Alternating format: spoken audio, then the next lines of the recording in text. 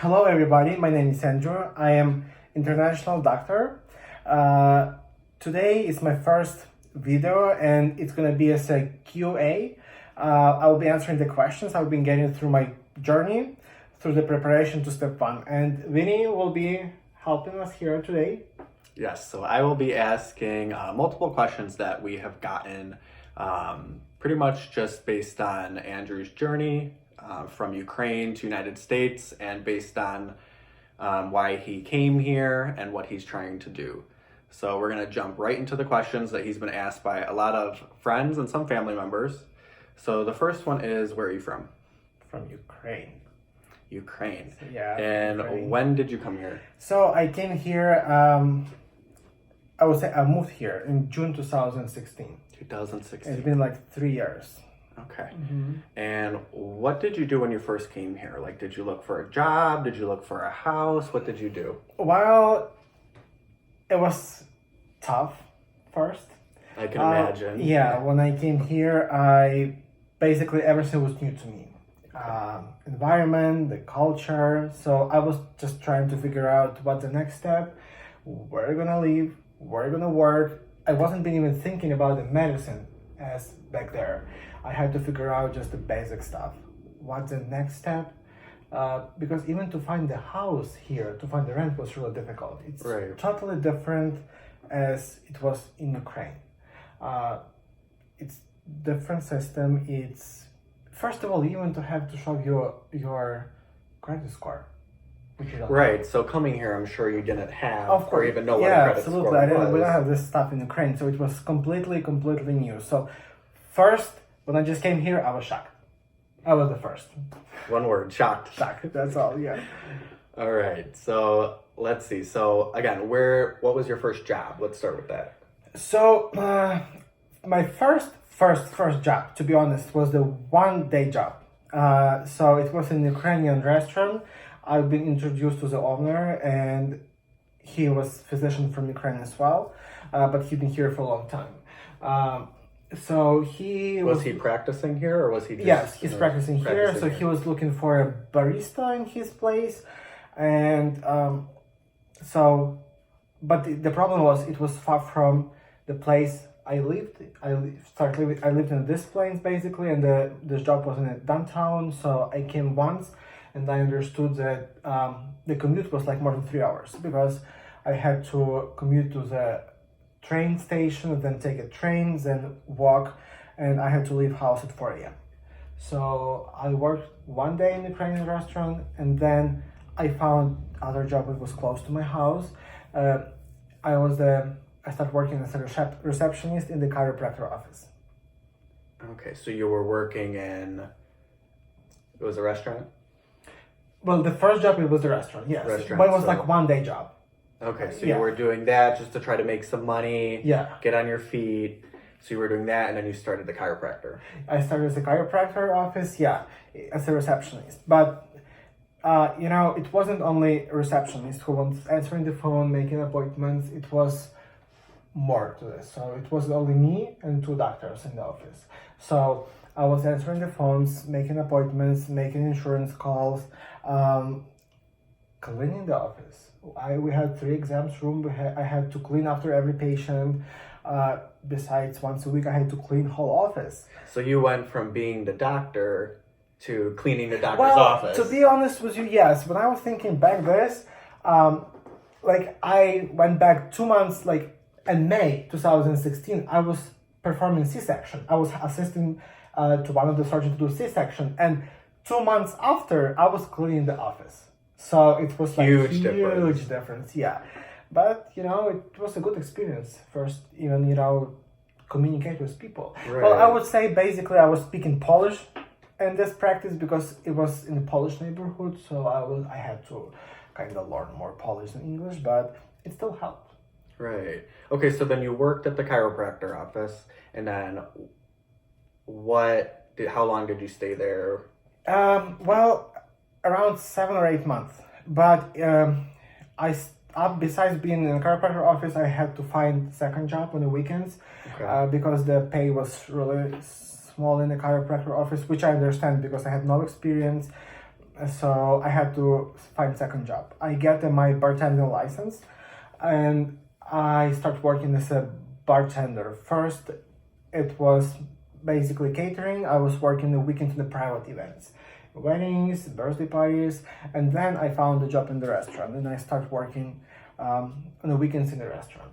Okay. So, but eventually I had to quit the chiropractor office because, to be honest with you, working in the restaurant was bringing me more money than working in the chiropractor office. Right, So and at that point, I mean, you needed it, right? yeah. I needed because support myself to pay bills, pay rent. It was a lot. Okay, so we went from the chiropractor office to a restaurant. More down. Farther away from medicine than we can Yeah, get. So true. how long did this go on? And then tell us about when it turned into you got back into medicine. Yeah, so from one restaurant, I work in a Czech place, right? It was Czech restaurant. After 2 months, I got a job in a restaurant by the airport. It was a really big restaurant in the hotel, actually.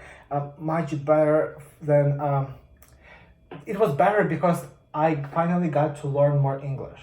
Because I had from customers from Poland, Ukraine. I now got customers from United States, right? So and it kind of exposed you. And yes. You were at, O'Hare in Chicago, and everyone knows, it's international airport. Yeah. There's people coming and going from everywhere. So you got English experience with that, which you Mm-hmm. didn't have in the past with the other jobs. Yeah. So it was really, I was grateful for this. Even, talking to staff, to my boss, well, I had to learn how to just communicate better. So I've been as a bartender, as a server for only 3 months, and then I got promoted to the management position. I became the manager of the restaurant, closing manager. So I was working basically night shifts. Okay, so at this time, were you just working? You weren't studying or trying to get back in medicine? So when I started working in a Czech restaurant, I started to study for step 1. Okay. But it wasn't like I took a course or class. I went to Amazon and I just ordered a step 1 book. So my first book was the anatomy book, and I bought only one book because basically it was the only thing I could afford back at the time, and I still have this book. And when I came home and I saw in the mailbox this package was the book, I was extremely excited because I was like, yeah, finally I'm gonna start this journey. I'll study. Yeah. I felt like this is gonna bring me more to medicine, so I was super excited. But I remember today I came from work, it was so late, and I was like, no, I still want to open the book. I still want to just to go through. So in my kitchen, I just opened the book, and all excitement was just gone. Because I was like, I don't understand half. I was going from page to page, like, okay, I understand pictures. The terminology is kind of basic, there's the Latin, but the way how the sentences were built, I had, it was really difficult for me. So you knew what you were looking at based on the pictures, but you didn't know how, well, it was the English and it was the terminology, the medical terminology that you just didn't understand. This, and plus, the way how the sentences were built, it's a little bit different than you will build sentences in Ukrainian language.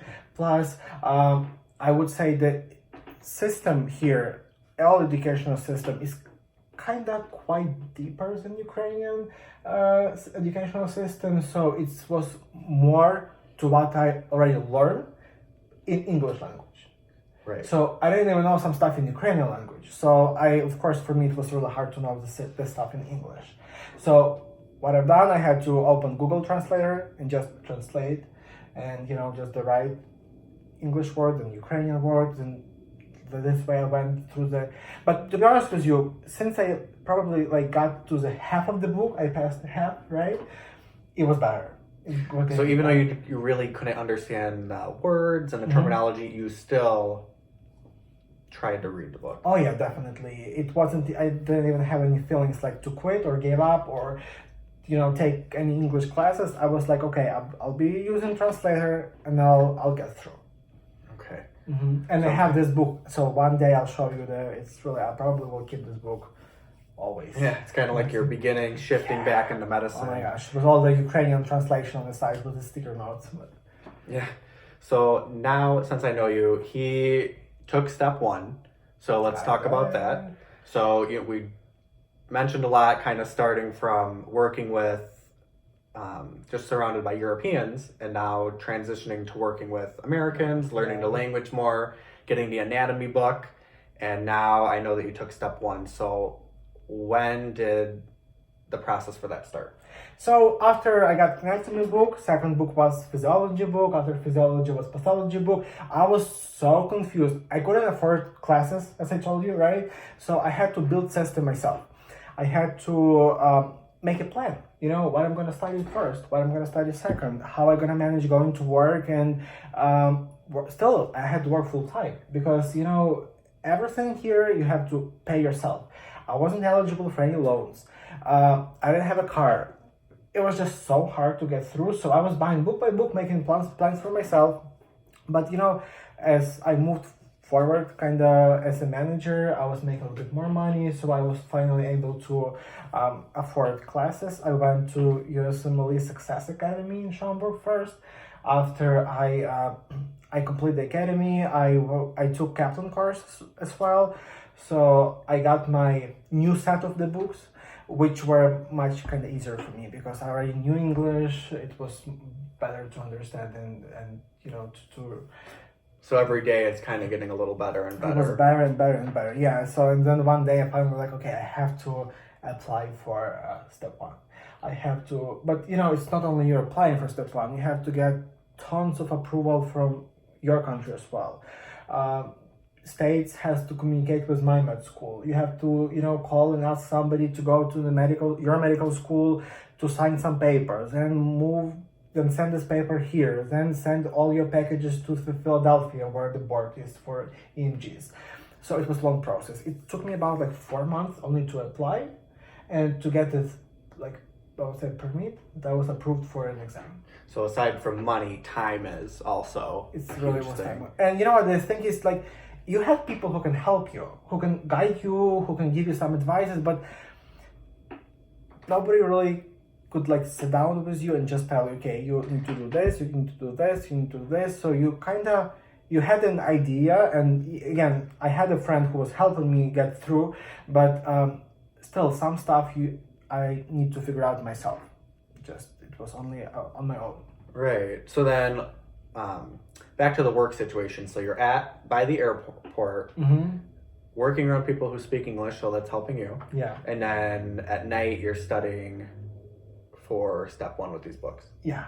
Okay, so then fast forward, you took step one, and then what did you do after that? Well, it's even before step one. Okay, so before step one. Before step one, so we're going backwards now. Going back, because it was all recent step one, right? So before step one, I kind of got, say fed up to be working in the restaurant, even though I was making better and better money. But, your call, your purpose, that you're a physician, and it's in your heart, it's, you want to do this, and you work in a restaurant, and sometimes happens that you're surrounded around the drunk people who cannot control themselves, who kind of losing the boundaries, so they've been calling me names. They've been making fun of me. And this is at the bar? At the bar, yeah. Okay, because you couldn't speak English? Yeah, but it wasn't only about the English, it was sometimes the way I was talking, sometimes I didn't know the names of the drinks, or I didn't know specific, people were flying, let's say, from Texas, and they call some stuff different even words than we call here, Right, so yeah. I was so confused, and people were using this as to make fun, and it was hard because you know where you're at, you know what you're doing, you know who you are, and back in Ukraine, before I became a physician, I was a nurse for 6 years, and I got a lot of experience in the hospital. Well, people liked me, I was doing a lot. And you're respected. People look up at you. That's true. And then to come here and people, call you names and talk down to you. Yeah. So it was hard. It was tough. So by some point I got really fed up, but I was eligible in this moment to apply for a medical assistant certification, which I did. So now we're back in medicine. So now we're finally back in medicine. Yes. So when I quit the restaurant, I started working for a few months in a rehabilitation clinic. I was doing again front desk a little bit, but then I moved to assistant manager position in the rehab clinic. But still, I was really distant from the patients. I was doing more insurance, I was dealing with attorneys, but again, not patient care. So, speaking here, 27 times I applied for a position in the hospital. And finally, after 27 times, I got a call. And I got a job in a trauma level 1 center. And I've been working as a medical assistant, supporting 2 busy vascular surgeons. It's been 10 months for it now. So back to medicine. From the bar, back to medicine now. Right, which sounds like, if we go back to the bar, you're doing the bar, managing the restaurant, and then you're studying in any other free time that you have, and you're trying to, pay all your bills, make sure you can, get groceries, rent, and then when you go to work, and I know you worked long hours, Yes. it's not only physically exhausting with your schedule, but it sounds like it's emotionally exhausting with, the things that you had to go through, being called names and people, making fun. Nobody likes to be made fun of, especially if, you're just coming here and you're just trying to get on your feet. So, to go through that and then finally, after applying 27 times, you said. 27 times, yeah. Just to get, a job. Just to wear scrubs again. Yeah, so you're not fully seeing patients yet. Yeah. Okay. So then you got your medical assistant certificate. Mm-hmm. And then what happened after that? Well, again, I'm in the hospital. I used to work in a restaurant mostly nights. Now my shift changed to morning shifts. So I'm working from 8 to 5. I still have to study, and I kind of moved to my dedicated study period with step 1. So I scheduled the day. Okay. So I still had go to work, come home, and study. It was basically nights and weekends. And I took only only 5 days off from work to get ready for step 1. That's all. Okay, so you studied after work. After work. And then you took a little less than a week off before actual the exam step 1 day. test. Yeah, that's all. The full, study every hour of the day. Yeah. And then you took step 1. Mm-hmm. And then after that, what are you doing now? What is your schedule like? So, you know what? It's not any easier. It's still tough. So I'm working in the vascular surgery still. Okay. Monday through Friday, right? Yes. Saturdays, I work in the cardiology department. I support one of the creator cardiologists in our hospital. Also, I have to study. Again, step 2. Step 2 is coming. So you took step 1. Yeah. So you took a week off, took step 1. Mm-hmm. And then right after that, you bounced back into 5 days a week with the vascular and 1 day a week with the cardiology, medical assisting. And then when you come home, you're studying. Yes. And then I know that you have other projects going on after step 1. So what else is your schedule like aside from that?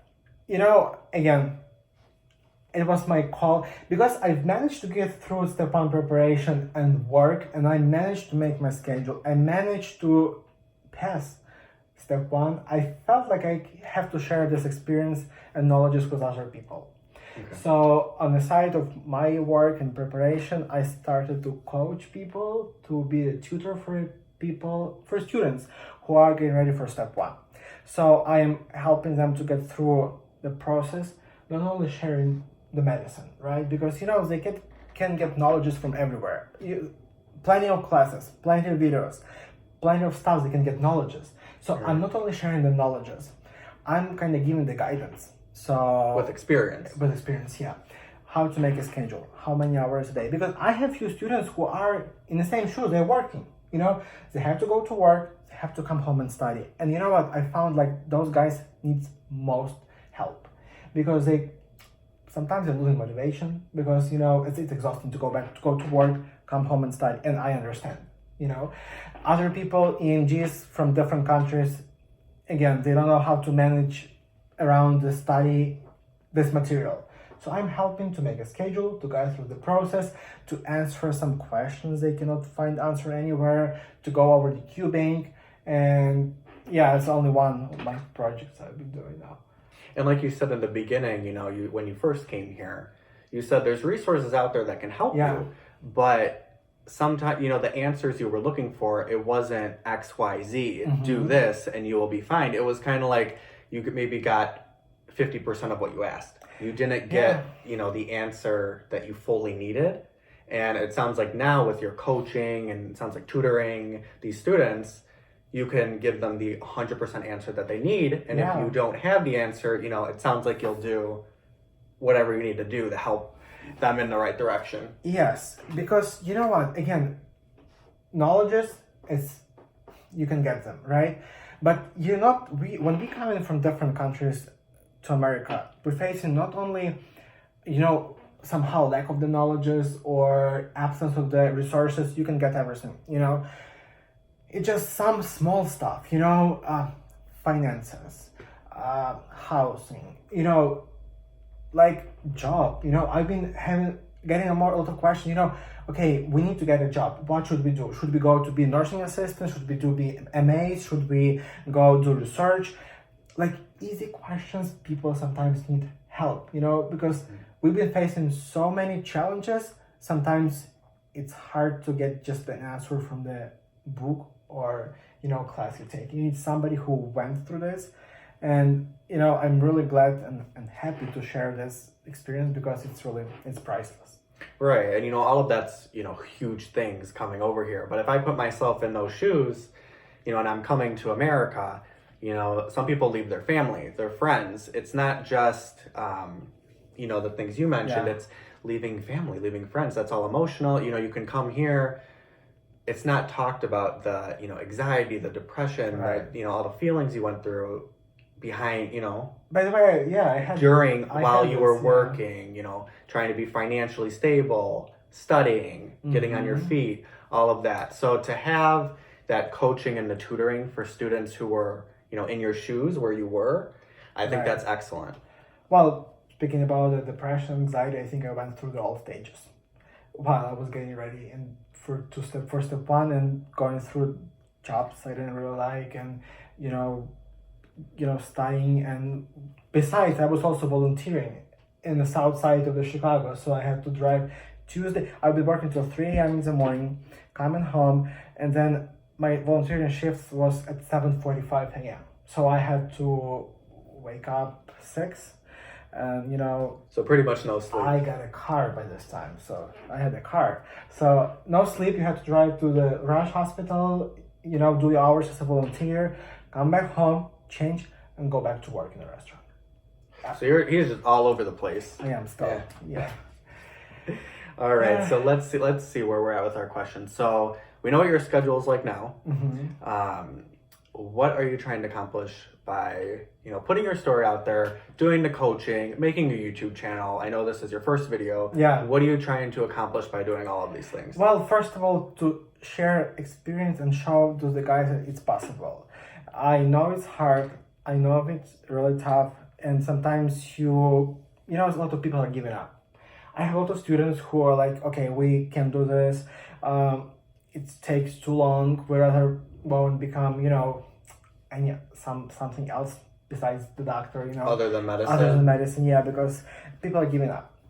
Some people are giving up before they start. So I'm here trying to show that you can do this. It's not easy. It's complicated, but still you can do this. The first. Second, I want to share my knowledges. I want to post the videos about heart anatomy, about physiology, about pathology, more like from my perspective of you as an international medical student, because the way we were getting knowledges in our med school back in Ukraine or back in Europe, everywhere, right? It's a little bit different than students have been getting here. So from my perspective of you and from all internationals, it's a little bit different. So I just wanted to post those educational videos and make it more clear for students. And it's all about the step one and moving forward. Also, I want one of my near future project will be step 2 coaching as well, because it's easier than step 1, but when you come in across the protocols, management of disease, treatment plans, it's totally different. It's right. From what you do overseas. Yeah. So And if you take, you know, the knowledge and experience you have overseas and you compare it to what we do in this country, yeah, and then, you know, you turn around and you explain it to students right. both ways, and then they, you know, they learn the US way, you know, you can make a huge impact. Yes, yes. Plus, also I want to, help guys deal with anxiety. Was to kind of give them a little bit more motivation. And the part of my project as a coach, I do motivational letters every Sunday. I send out to all my students. I just don't want them to give up on themselves. That's all. Just to keep achieving their dream. Yeah. Sometimes that's what you need after, you know, a long week and Yeah, because sometimes I have the periods when I have no kind of emotional support. You don't want to complain to your family because they will worry for you. Like my mom, she will be just so nervous, and didn't want to share. She knows nice part of the story, but besides behind the scene, I didn't want to share that much. So I was without any emotional support, which was the toughest part. Because you know what to do, what next. Sometimes it was so hard to go over material that you're thinking, okay, I'm done here. If I will get this type of question, I'll fail. Or if I will get this time of the diagram, I'll fail. So you needed some little bit emotional support. And I'm trying to give this to, I think you saw through my sessions, right? And I'm always trying to tell them, great job, you're doing great, and I have a faith, I believe in that, because if I was able to do this, working full time, the guys who have a chance to study all day at home, they will do it. All right. I mean, it's just so much that you're doing. Yeah. And it's amazing. So we're pretty much going to wrap up the video.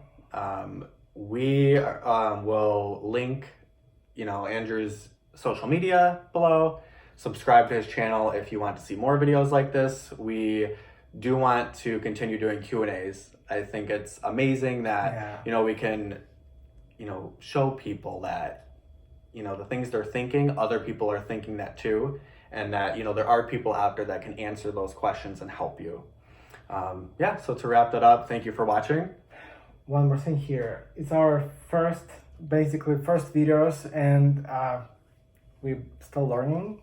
So if you have any advices or something, feel free to share. And we see you in our next videos.